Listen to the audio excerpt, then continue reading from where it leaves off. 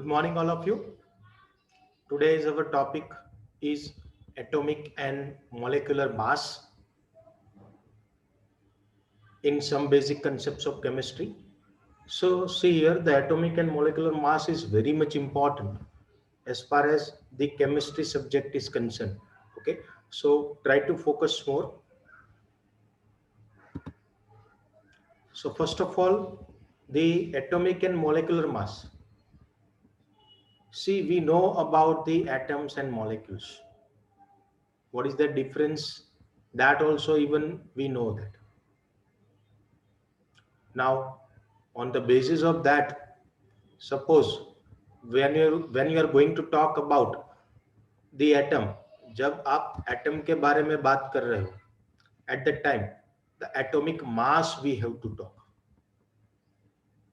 Okay, whereas suppose instead of talking about the atom, if we are talking about the molecule, okay, molecule के बारे में अगर आप बात कर रहे हो, then the molecular mass we need to calculate it. So it is as simple. If you are going to talk about atom, then you need to calculate the atomic mass. And if we are going to discuss about the molecules, then the molecular mass will be calculated. Okay.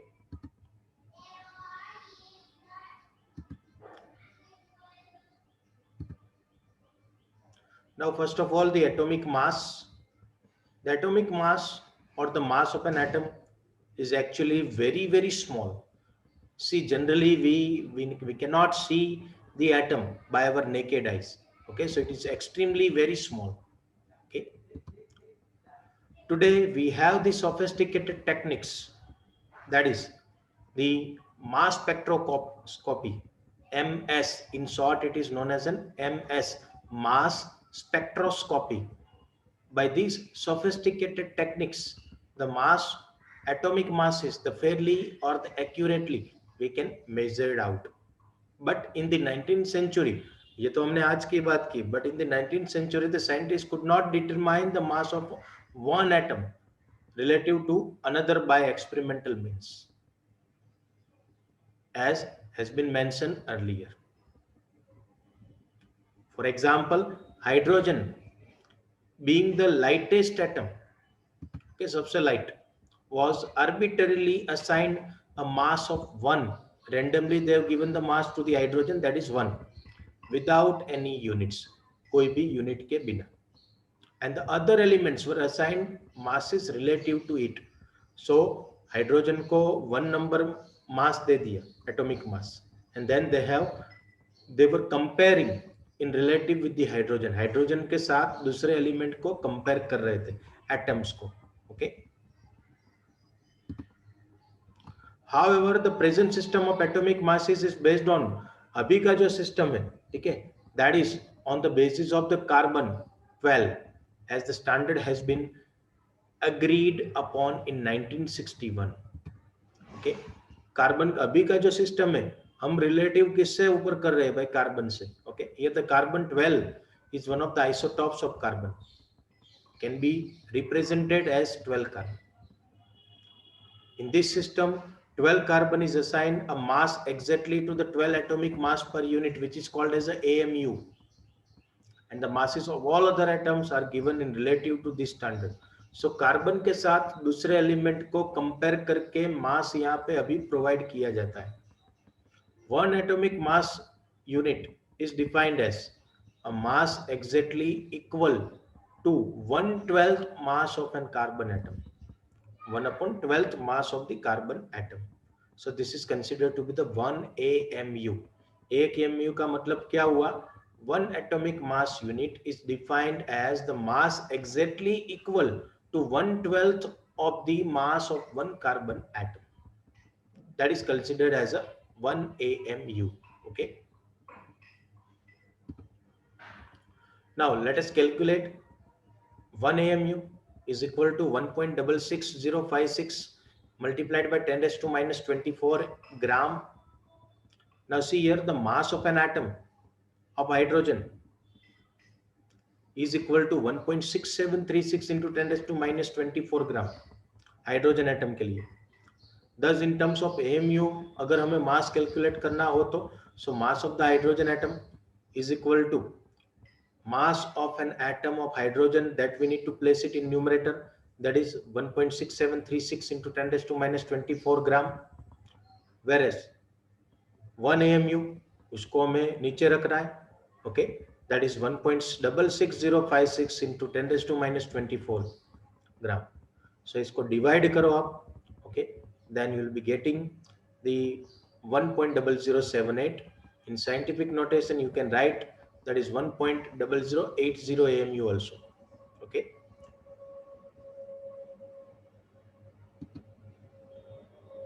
now similarly the mass of oxygen, ऐसे ही आप mass of oxygen 16O atom would be कितना आएगा 15.995 AMU, that is atomic mass per unit for oxygen, जो हम 16 calculate करते हैं generally. At present the AMU has been replaced by AMU. पूरा AMU नहीं लिखते हम, क्या लिखते हैं, सिर्फ स्मॉल u करते. Okay, which is called as an unified mass. Okay, देखो ये थोड़ा स्पीड में जा रहे हैं क्योंकि ऑलरेडी ये चीज आप 9th में पढ़े हुए हो. ठीक है, when we use the atomic masses of elements in calculation, we actually use average atomic masses of elements which are explained below. देखो जब रियलिटी में प्रैक्टिकल अप्रोच जब होता है, ठीक है, किसी का भी हम एटॉमिक मास कैलकुलेट करते हैं तो जनरली वो हम एवरेज एटॉमिक मास कैलकुलेट करते हैं. ठीक है, तो अभी ये एवरेज एटॉमिक मास क्या है उसके बारे में अभी हम बात करेंगे. ठीक है,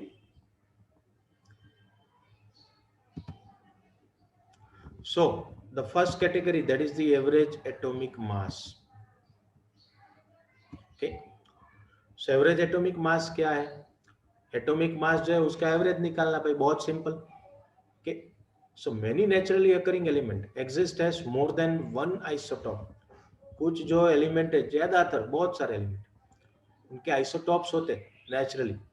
ठीक है, आइसोटॉप्स मतलब क्या, atomic numbers are same but their mass numbers are different, they are known as an isotope. ठीक है, जो हमें पता ही है ऑलरेडी. ठीक है, इवन 9th 10th में आप पढ़े हुए हो.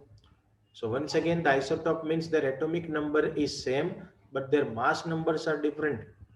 Okay, they are known as isotopes. So when we take into the account the existence of these isotopes and their relative abundance, उनका जो existence है वो, ठीक है, और उनका abundance वो percent occurrence में आता है. The average atomic mass जो है वो हम calculate कर सकते हैं. So for example, carbon has the following 3 isotopes. Carbon के पास 3 आइसोटोप है. ठीक है, और उनके रिलेटिव एबंडेंस जो है वो हमें टेबुलेटेड फॉर्म में दिया गया है. Okay, it has been given completely in the form of table. So let us see that and let us calculate it.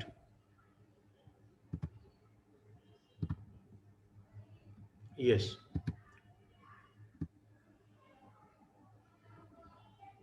Yes. See the average atomic mass, it is given in form of table here. Okay, यहाँ पे table के form में आपको पूरा दिया गया है. Carbon 12, carbon 13 and carbon 14, मतलब कि 3 आइसोटोप है जिसमें कार्बन के atomic number is 6 to the 12, atomic mass उनका 12 होना चाहिए. ओके, 6 प्रोटॉन एंड 6 न्यूट्रॉन्स हो. But if neutron is increasing, 6 से 7 हो न्यूट्रॉन तो 13 कार्बन बनेगा. ठीक है, 8 हो तो वो 14 बन जाएगा, 8 + 6 14. ठीक है, तो आइसोटोप के बारे में अभी हम उतना डिटेल में नहीं जा रहे. ठीक है, बिकॉज ऑलरेडी वो टॉपिक आप पढ़े हो. ठीक है, इवन चैप्टर नंबर 2 जो है हमारा, that is structure of an atom.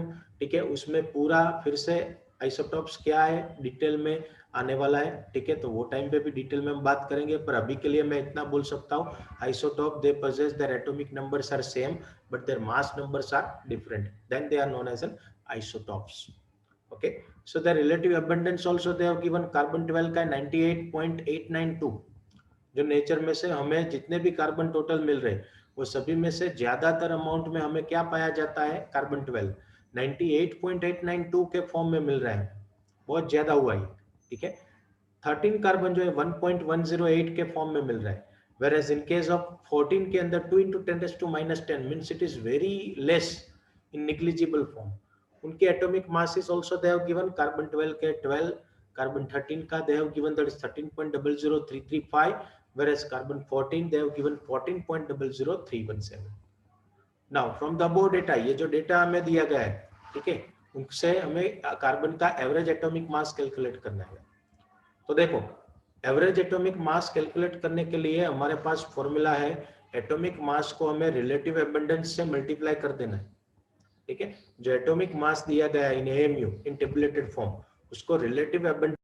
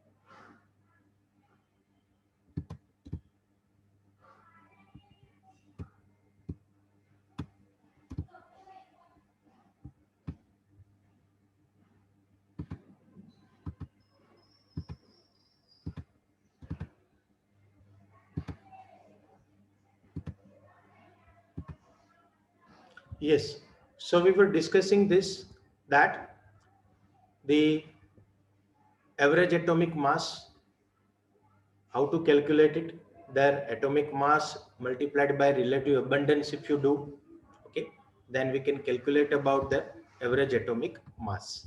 Okay, so here you can see that for carbon 12, that is 98.892 multiplied by 100 कर लो. सो उसका जो रिलेटिव अबंडेंस है वो परसेंटेज में हमें मिल जाएगा 0.98892. उसको मल्टीप्लाई करो 12 से, प्लस 13 का क्या है भाई 1.108 मल्टीप्लाइड बाय 100 करो तो वो हो जाएगा 0.01108 multiplied by 13.00335. Then C14 carbon 14 के लिए रिलेटिव अबंडेंस के लिए 2 × 10⁻⁻10, ठीक है, और उसको मल्टीप्लाई बाय 10 करोगे, ठीक है, सो 12 माइनस हो जाएगा, ठीक है, एंड देन 14 × 14.00317. तो इसका सभी का देखो पहले मल्टीप्लाई करो एंड देन सभी का एडिशन करोगे, ठीक है, तो आपको आंसर मिल जाएगा. It is 12.011. तो average atomic mass of carbon कितना हम ले रहे हैं आज, तो क्या 12.011, पर generally we used to keep it 12. Okay, we used to keep it 12 only. Okay, then similarly average atomic masses for the other elements also can be calculated. ऐसे ही दूसरे average atomic mass आप calculate कर सकते हो. In the periodic table of elements, the atomic masses mentioned for different elements actually represent their average atomic masses. Periodic table में जो आपको पूरा दिया जाता है, ठीक है, that is represented the average atomic mass. वो average atomic mass ही represent करते हैं. Okay, now next one, that is the molecular mass. देखो मोलिकुलर मास मतलब कुछ नया नहीं है भाई. सपोज एक पूरा मोलिक्यूल है, ठीक है, वो पूरे मोलिक्यूल जो है उसमें वो कौन से एलिमेंट से बना हुआ है, कौन से एटम से बना हुआ है, वो सभी का आप एडिशन कर दो टुगेदरली तो वो मोलिकुलर मास बन जाएगा. ठीक है, so once again molecular mass को कैलकुलेट कैसे करना है बच्चों, तो जैसे कि से for example H2O is a molecule, ठीक है, तो H2O के अंदर 2 हाइड्रोजन एटम है और एक ऑक्सीजन एटम है. ठीक है, सो 2 हाइड्रोजन एटम का 2 होगा, 1 ऑक्सीजन एटम का 16 होगा, सो 16 + 2 इट वुड बी 18. ठीक है, ये भी इवन आप 9th में कैलकुलेट किया हुआ है द मोलिकुलर मास. ठीक है, तो उसका एक एग्जांपल यहाँ पे हमारे पास है, molecular mass of methane that is CH4. ठीक है, एक कार्बन और 4 हाइड्रोजन, तो एक कार्बन का 12 होगा 12.011, या फिर सिर्फ 12 लिखो तो भी कोई दिक्कत नहीं है. ठीक है, और 4 हाइड्रोजन, एक हाइड्रोजन का है 1.008. ठीक है, तो 4 1 जा 4 + 12 तो वो 16 हो जाएगा. ठीक है, so approximately you can say the 16 is the molecular mass of methane. Okay, so ऐसे आप कोई भी मोलिक्यूल का मोलिकुलर मास कैलकुलेट कर सकते हैं. ऐसे ही H2O मैंने अभी आपको बोला था, that is a 2 hydrogen atoms and 1 oxygen atoms. So 2 ones are 2 plus 16, it would be 18. Okay, so molecular mass of water can be calculated by this way. Okay, now the next one, that is a formula mass. ये कुछ नया है आपके लिए, ठीक है। नया नहीं, वैसे देखो तो वही का वही है, जो मोलिकुलर मास हम कैलकुलेट कर रहे हैं वैसे ही इसको कैलकुलेट करना है, पर फॉर्मूला मास किसका होता है भाई, वो सबसे पहले हमें याद रखना है। तो कहते देखो सम सब्सटेंसेस सच एज, जैसे कि NaCl sodium chloride, do not contain discrete molecule as their constituent units. In such a compounds, the positive ion, that is sodium ion, and the negative ion, that is chloride ion, entities are arranged in 3D structure. जैसे कि यहाँ पे diagram में देखो वो दिया गया है, NaCl का पूरा जो क्रिस्टल होता है वो कैसे दिखता है, ठीक है। उसमें पॉजिटिव आयन और नेगेटिव आयन, ठीक है, it has been given. Now it may be noted that the sodium chloride जो है 1 Na प्लस आयन, उसके बाद आसपास 6 क्लोराइड आयन होता है। एक Na प्लस के आसपास आपके पास 6 क्लोराइड आयन होते हैं। ये दिस यूनिट टू रिमेंबर, ये आपको याद रखना पड़ेगा। ओके, MCQ 1 मार्क के क्वेश्चन में पूछ सकते हैं। और उसका जो फॉर्मूला है वो NaCl बन जाएगा भाई, ठीक है। तो उसका फॉर्मूला मास कैसे कैलकुलेट करेंगे भाई, ठीक है। तो उसके लिए देखो सोडियम का है 23, ठीक है, और क्लोराइड का है 35.5 सिंगल क्लोराइड का, ठीक है। सो 23 प्लस 35.5 का एडिशन करोगे तो 58.5 हो जाएगा। मतलब कि जो आयोनिक फॉर्म में जो कंपाउंड रहता है, ठीक है, तो उनका जो हम मास कैलकुलेट करते हैं that is considered to be the formula mass, ठीक है। ये कुछ नया नहीं है भाई, ठीक है। नाउ एक प्रॉब्लम है इसके regarding, calculate the molecular mass of glucose. तो सबसे पहले तो ग्लूकोज का फॉर्मूला हमें याद होना चाहिए। ये तो अच्छा है कि यहाँ पे ब्रैकेट में देव given that is C6H12O6, C6H12O6, ठीक है। तो कार्बन 6 हुए, हाइड्रोजन 12 और ऑक्सीजन भी 6, ठीक है। सो एक कार्बन का कितना है भाई 12.011 U, तो 6 हो गए वो 6 टाइम, ठीक है। सो 12 6 72, ओके। 6 हाइड्रोजन, एक हाइड्रोजन का 1.008 होता है, मल्टीप्लाइड बाय 12 कर दो, तो 12 इंटू 1.008 करो तो वो 12.096 हो जाएगा। और वैसे ही ऑक्सीजन, सिंगल ऑक्सीजन का कितना होता है भाई, तो कि 16U, तो 16 6 96, सभी को ऐड कर दो, 96 प्लस 12.096 प्लस 72.066, ठीक है। तो आपको 180.162U यूनिफाइड मास मिल जाएगा, ठीक है। ऐसे आपको एक अपने आप प्रयत्न करना है सुक्रोज का, सुक्रोज, ग्लूकोज नहीं सुक्रोज, ठीक है। सुक्रोज का है C12 मैं बोल रहा हूं, और यहाँ पे चैट बॉक्स में भी आपको डाल रहा हूं, ठीक है। आप देख सकते हो उसमें, उसका आंसर मुझे दो कैलकुलेट करके। C12 H22 O11, ठीक है। C12 H22 O11, ठीक है। उसका मोलिकुलर मास कितना होगा, ठीक है, वो आप कैलकुलेट करके अभी मुझे भेजो फटाफट। आई एम वेटिंग, मैं वेट कर रहा हूँ, ठीक है। ऐसे ही आपको कैलकुलेट करना है, ठीक है। आप कैलकुलेट करो, तब तक मैं ये वीडियो को एंड करता हूँ रिकॉर्डिंग में, ठीक है। That's all, thank you.